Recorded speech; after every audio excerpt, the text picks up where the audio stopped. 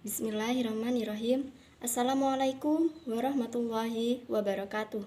Kembali lagi dengan saya Astuti Eka Kusnadi, NIM E 2019-1097 dari kelas Perbankan Syariah 2. Untuk video kali ini, saya akan melanjutkan tugas dari Bapak Abdul Wadud Nafis LCMEI, yaitu sebagai tugas akhir ujian akhir semester,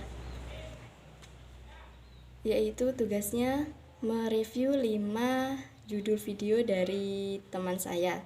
Yang pertama yaitu ada pengantar ekonomi makro Islam. Yang kedua, kebijakan moneter dalam ekonomi Islam. 3, kebijakan fiskal. 4, peran dan fungsi bank sentral. 5, tugas dan wewenang OJK. Untuk yang pertama, di sini saya akan menjelaskan pengantar ekonomi makro Islam. Apa sih ekonomi makro Islam itu? Di sini saya akan menjelaskan terlebih dahulu mengenai ilmu ekonomi.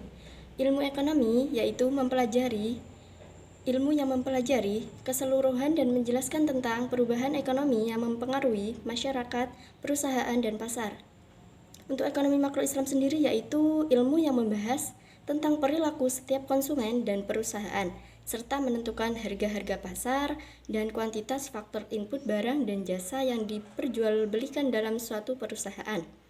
Dalam ekonomi makro Islam sendiri terdapat 3 bagian. Yang pertama, ekonomi deskriptif, yaitu ilmu yang menjelaskan secara apa adanya kehidupan ekonomi dalam suatu daerah atau negara pada masa-masa tertentu. 2, ekonomi terapan, cabang ilmu yang membahas secara khusus suatu rumah tangga produksi. 3, ekonomi teori, yaitu ilmu yang membahas tentang segala yang timbul sebagai akibat dari manusia dalam suatu usaha untuk meningkatkan kesejahteraan masyarakat. Yang kedua yaitu kebijakan moneter dalam ekonomi Islam.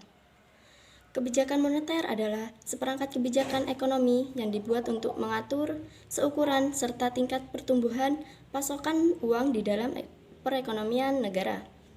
Ada jenis-jenis kebijakan moneter. Yang pertama, kebijakan moneter ekspansif, merupakan kebijakan yang diambil untuk meningkatkan jumlah uang yang beredar. Tujuannya adalah mengatasi pengangguran dan meningkatkan daya beli masyarakat.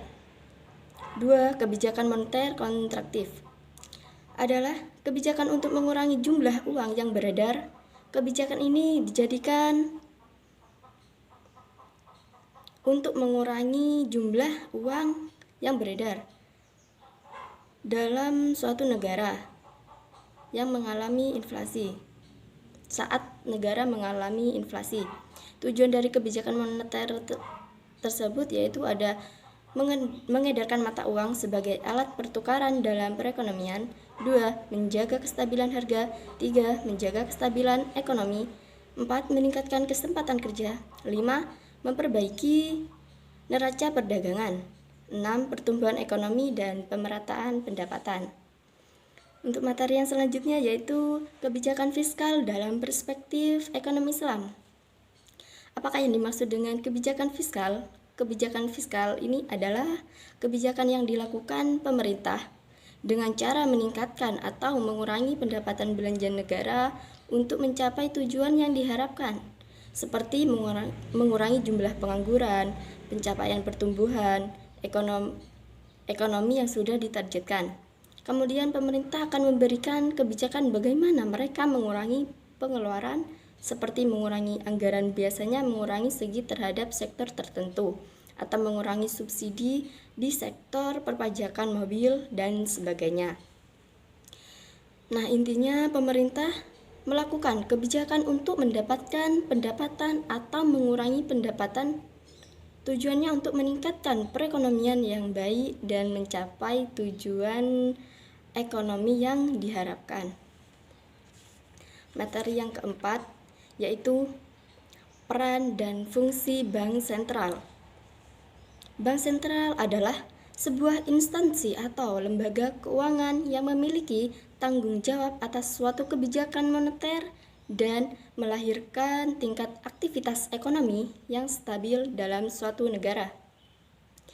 Tujuan dari bank sentral adalah mencapai dan memelihara kestabilan nilai mata uang yang tercermin dari laju inflasi dan perkembangan nilai tukar uang dalam negeri terhadap mata uang asing. Untuk tugas bank sentral berkaitan dengan pemerintah yaitu 1.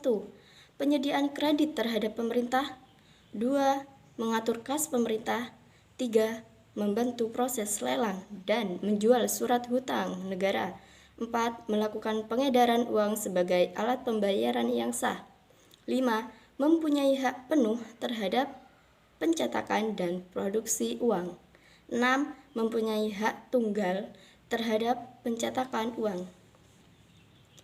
Sedangkan tugas bank sentral dalam perbankan yaitu menentukan suku bunga sebagai banker, melakukan pengembangan kredit yang sehat, melakukan pembinaan semua bank yang ada, melakukan pengaturan, pengontrolan dalam perluasan jaringan, serta lalu lintas pembayaran.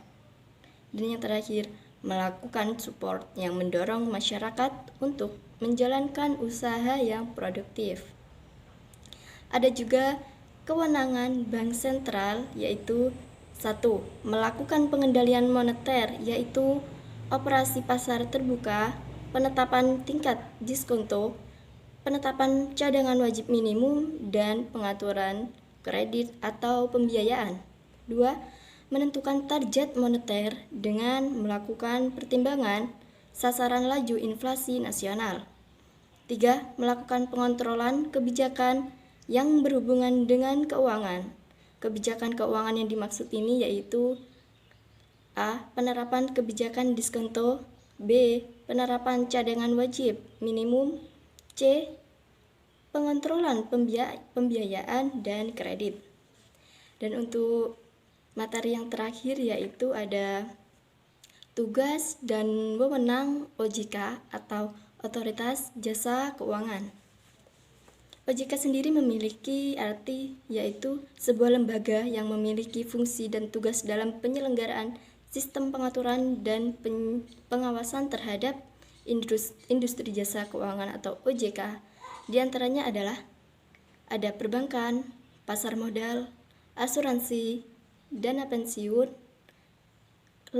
lembaga pembiayaan, dan beberapa lembaga jasa keuangan lainnya. Untuk asas-asas otoritas jasa keuangan yaitu meliputi asas independensi, asas kepastian hukum, asas kepentingan umum, asas keterbukaan, asas profesionalisme, asas integritas, dan asas akuntabilitas. Tugas OJK ada 3. Yang pertama, mengatur dan mengawasi kegiatan jasa keuangan baik di sektor perbankan maupun non-bank. 2. Mengatur dan mengawasi kegiatan jasa keuangan di sektor pasar modal. 3. Mengatur dan mengawasi aktivitas jasa keuangan di sektor asuransi, dana pensiun, lembaga pembiayaan, dan lembaga keuangan lainnya. Selanjutnya yaitu ada wewenang OJK. 1.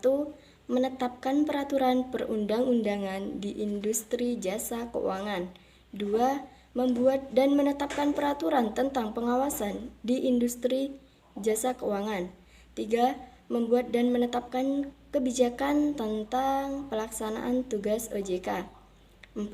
Mengatur tentang tata cara penetapan pengelola struktur statuter di lembaga jasa keuangan. 5. Mengatur tentang struktur organisasi dan infrastruktur serta pengelolaan kekayaan dan kewajiban. Sekian penjelasan dari saya. Jika ada salah kata, saya mohon maaf. Akhirul kalam, wabillahi taufiq wal hidayah. Assalamualaikum warahmatullahi wabarakatuh.